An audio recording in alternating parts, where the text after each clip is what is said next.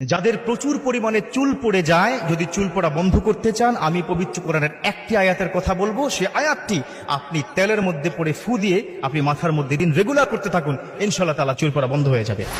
অনেকে কিন্তু এই অবজেকশনটা করেন যে হুজুর প্রচন্ড পরিমাণ চুল পড়ে, কোরআনে কি কিছু আয়াত আছে? মনে রাখতে হবে, আল্লাহ রাব্বুল আলামিন পবিত্র কোরআনে এমন কিছু নাই যেটা দেয় নাই। রব্বি কারীম তিনি বলে দিয়েছেন, অনুনাজ্জিলু মিনাল কুরআনি মা হুয়া শিফাউন ওয়া রাহমাতুল লিল মুমিনিন।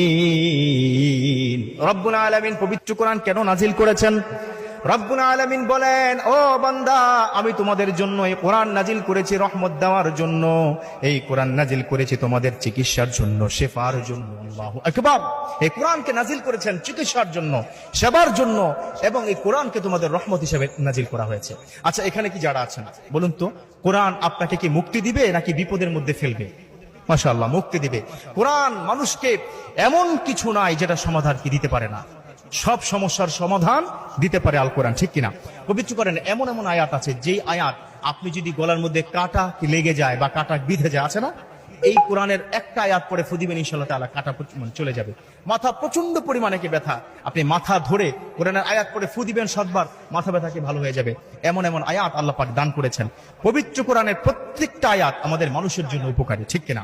সো আমি আজ থেকে ওই পবিত্র কোরআনের ওই আয়াতখানা আপনাকে বলবো। তবে এই আয়াতখানা যেই তেলের মধ্যে আপনারা কি ব্যবহার করবেন, যে কোনো ব্র্যান্ডের হতে পারে, তবে একটা স্পেশাল তেলের কথা বলবো, যে তেলটা আমার রাসূল সাল্লাল্লাহু আলাইহি ওয়াসাল্লাম তিনি কি ব্যবহার করেছেন। সেটা কিসের তেল জানেন? Olive oil. জানেন না?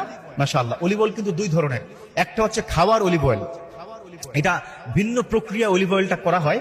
একটা খাওয়ার জন্য অলিভ অয়েল, একটা হচ্ছে মাখার জন্য। বাচ্চাদেরকে কিন্তু অনেকে অলিভ অয়েল কি দিয়ে থাকেন, আবার অনেকে মাথায় চুলের মধ্যে অলিভ অয়েল কি দিয়ে থাকেন। অলিভ অয়েলের মধ্যে আপনারা এই আয়াতখানা পড়ে ফু দিবেন, ইনশাআল্লাহ। আমলটা একটু লক্ষ্য করে শুনবেন। এবং মা বোনদের কিন্তু বেশি পরিমাণে চুল পড়ে, এখানে আপনারা কি যারা যুবক আছেন বা যারাই আছেন, আপনারা একটু মা বোনকে শিখিয়ে দিবেন যে তোমরা আজকে এভাবে আজ থেকে করো। তবে যে কোনো ব্র্যান্ডের তেলের মধ্যে ফু দিলে ইনশাআল্লাহ তাআলা হবে। পবিত্র কোরআনের এই আয়াতটা আপনি 7 বার পড়বেন। কয়বার পড়বেন? 7 বার পড়বেন। তবে তার আগে আপনাকে আরো দুটো কাজ করতে হবে। একটি কাজ হচ্ছে, যেহেতু কোরআনের আয়াত, যেহেতু একটা আমলের বিষয়, সো আপনাকে ইস্তেগফার করতে হবে। কি পড়তে হবে? ইস্তেগফার করবেন, আস্তাগফিরুল্লাহ আস্তাগফিরুল্লাহ আস্তাগফিরুল্লাহ। তারপর যে কাজটা আপনি করবেন সেটা হচ্ছে আপনাকে দুরূদ শরীফ করতে হবে। মনে রাখবেন, যেই দোয়ার মধ্যে দুরূদ থাকবে সেই দোয়া আল্লাহ পাক কবুল করবে ইনশাআল্লাহ তাআলা। যে আমলের মধ্যে দুরূদ থাকবে সে আমল আল্লাহ পর্যন্ত পৌঁছে যাবে ইনশাআল্লাহ। 3 বার আপনারা কি দুরূদ শরীফ পড়বেন, দুরূদ ইব্রাহিম। পড়ার পরে এবার যেটা করবেন, পবিত্র কোরআনের এই আয়াতটা পড়বেন, ওয়া ইযা মারিতু ফাহুয়া ইয়াশফিন। খুব লক্ষ্য করবেন, আমি আবার বলছি, ওয়া ইযা মারিতু ফাহুয়া ইয়াশফিন। যখন